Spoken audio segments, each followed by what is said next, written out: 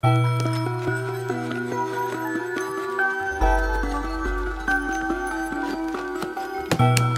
going on, you guys? So I'm back again with some more unboxing for you guys. So in this one right here, I'm going to be unboxing a cheap 4K Smart TV for the PlayStation 5, or just, you know, whatever you're going to use it for, watching a movie. Okay, so I got this on Amazon. This is a TCL brand TV. If you're looking for a budget TV that's still 4K and still HDR, you know, high dynamic range, then this is something to consider right here. One of the things that TCL is known for is, you know, manufacturing these TVs in large quantities. That way they can sell them for, you know, a good price. I will let you guys know that this TV does not have HDMI 2.1 input, but that is not going to hinder your PlayStation 5 experience, at least when you're playing at 4K, you know, 60 or 4K 30 frames per second. But if you're trying to play at 8K, you know, 120 frames, I'm talking high resolution, high frame rates, then don't waste your time with this. But there's not a lot of games that, you know, could push that with the PlayStation 5 right now, so it's pointless. I don't think there's any games, and it's gonna be it's not gonna be something that just happens overnight. So it's gonna be a while before we're at that point where, you know, there's 8K games, you know, being played at 120 frames per second. So this is a good option right here for your PlayStation 5 if you're looking for something that's, you know,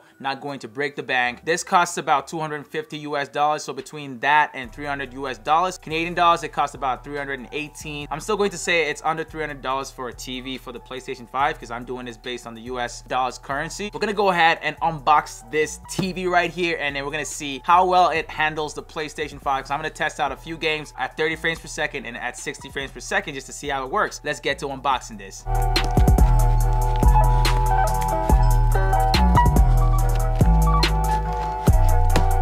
All right, let's take a look at what's inside the box. So we've got a Ziploc bag. This is what you would kind of find in any TV box you buy. So when you buy the TV, you get, you know, a pouch like this with all the, you know, essentials. The TV stand, you know, the manual, the cables, all the stuff you're going to need, even some extra batteries if they're generous. Okay, let's look at what's inside this Ziploc bag right now. We've got the power adapter. So this is just a simple power adapter, nothing crazy about it. We all know what this is. This is a Roku remote right here. If you don't know what that is, it basically allows you to use the Roku app and the functions, you know, it basically is the remote for the TV because the TCL is a Roku TV as well. So it's kind of a combination of the Roku, you know, it used to be a standalone thing like the Apple TV, Amazon Fire TV stick, stuff like that. So that's what Roku TV is if you don't know what it is. It's got 4 different buttons on here. It's got Netflix, Disney Plus, Global, and Google Play. Those 4 buttons will give you quick and direct access to those apps right there, which is really good, to be honest with you. It reminds me of the PlayStation 5's media remote. So it's got a similar design. It's small like this, and it's got a few, you know, they've got a few buttons that give you quick access as well. So that's pretty much all it is about this little remote right here. We're gonna move that to the side. You know what we say about manuals, y'all. We don't really talk about manuals. We just toss them to the side. Right here, we've basically got both of the stands. So this is how we're gonna stand the TV up. Feels pretty cheap, to be honest with you. It's very plasticky, but hey, the stand is not the biggest thing about this TV. So let's not judge this TV yet.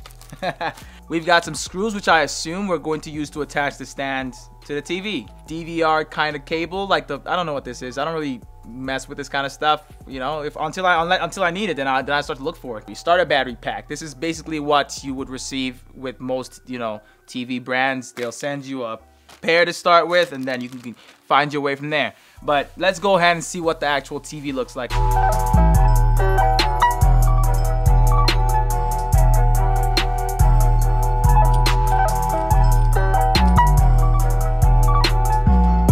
Next thing we're going to do is try to connect this cable, which is quite short, but get, you know, an extension box or something like that, and you should be fine. So back there, as you can see, we've got 3 HDMI 2.0 inputs. We've got an optical input as well for audio if you have a sound system to use with this TV. There's also an audio out if you're using an aux cable, say you want to listen directly to the audio coming out the TV. There's also an Ethernet cable behind there from which you can connect a direct or hardline wired connection if you want to use the TV for, let's say, watching Netflix and stuff like that.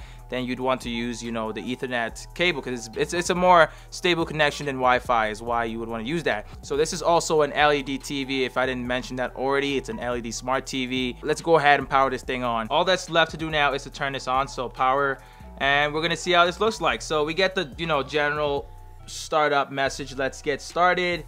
English and all that. So I'm gonna select English there. I'm in Canada, so I'm gonna select that.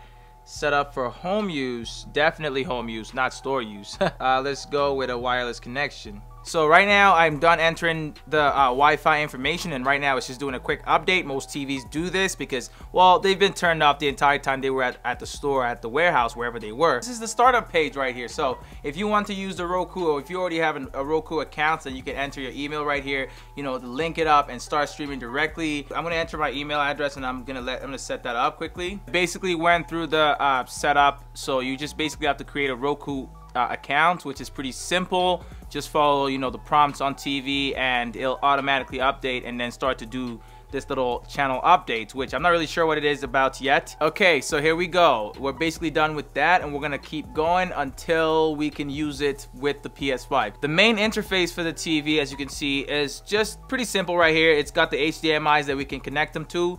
Or that are, it shows you like the different sources, you know, what's connected to these different HDMIs, as well as, you know, gives you access to Netflix and Roku channel, all these different things, which we're not going to be exploring in this video. We're just going to use it with the PS5, like I said. As you can see right there, it shows you that the HDMI 1 is now connected to the PlayStation 5. So I'm going to click on that and open that up. So there we go, right there. We've got the PS5 interface right there. I'm just gonna kind of go through all the basic settings. Okay, let's see what that says. So there's more options right here. So we can basically mess with the settings of the TV here. If you want to, you know, change certain things, maybe picture settings. Sometimes I usually kind of go here, you know, to kind of increase sharpness, contrast, all that stuff. If that really matters to you, you know. Game mode, you know what, I'm gonna turn this on, and then, yeah, it actually made it look a lot better. To be honest with you guys, let me switch back to game mode off. So that's game mode off, and this is game mode on. So it's brighter, there's more contrast, at least from what I can see, and there's, as you can see, it says less input lag, but slightly worse image, you know, if you use the game mode setting. But if you use game mode off, there's more input lag, but there's better image. So we're going to use the game mode on because we want less input lag. Less input lag is always better when you're gaming. As you can see, that's the PlayStation 5's interface. Looks exactly like what I expected. High quality. We're gonna go ahead and check the video output to make sure that it's outputting in 4K, because that's the biggest thing for us, the biggest reason why we got this TV. So I'm gonna go into screen and video right there, video output, and then video output information. As you can see right there, the resolution is at 3840 2160 at 60 Hertz. Now I'm gonna go ahead and try to play some games with it. I'm gonna turn off the lights right now so you guys can see the, you know, just the light coming out of the TV. No lights and just the TV light. It definitely has, you know, good enough colors, so 4K quality. Okay, so here we are. Let's go ahead and see what 30 and 60 frames per second looks like on this game. Okay, so performance RT is basically 60 frames per second, and fidelity is 30 frames per second. Let's start with 30 frames per second and see what that looks like. Okay, so definitely not as high quality as what you would expect from one of the bigger brand names, but it's still pretty good. It looks really good. Quality isn't as bad as I initially expected for, you know, a TV going at that price. Looks exactly like what you would expect at the PS5, and this is a really budget TV you can get to use with the PS5. Performance RT. So this is performance with ray tracing. So you can see right here, it already looks smooth. So the way it works, because it's good, like I said, this only has HDMI 2.0, so it doesn't have HDMI 2.1, but you don't need HDMI 2.1 at the moment, because most games out right now don't even play it up to 120 frames per second at high resolutions, which is the biggest thing with that. As you can see right here, this works pretty well. Okay, so in my opinion, so far, based on what I've seen, this TV lives up to par. You know, it fits the bill for, you know, budget 4K TV. If you're looking for that, you know, high quality 4K TV experience out of the PS5, you don't want the 1080p, then you can go ahead and grab one of these ones right here. Like I said, they're not pricey. They're between 250 to 300 American. Assassin's Creed Valhalla now, so we're gonna see what it looks like. Just generally, we're not gonna test, you know, performance or any kind of different things like that. We're just gonna see what it looks like. Okay, I'll give it to him right now. I expected it not to be as good, but it looks pretty good to me. The contrast is good. The saturation of the colors is pretty much okay. You know, like I said, it's 4K, so you can't really go wrong there. When it comes to gaming, it's a different case, because the PS5 has 4K games, and it can,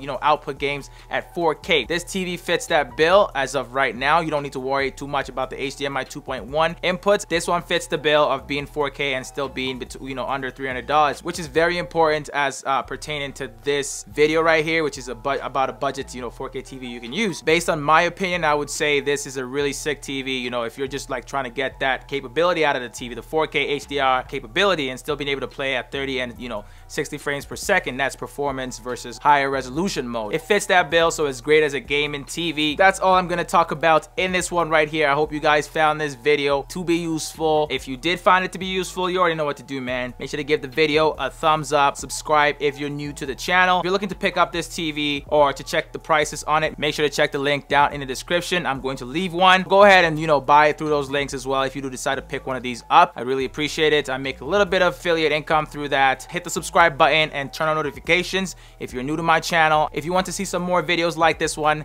make sure to check out the video on the screen right now, and I will catch you guys in my next one. It's Midas, and I am out, you guys.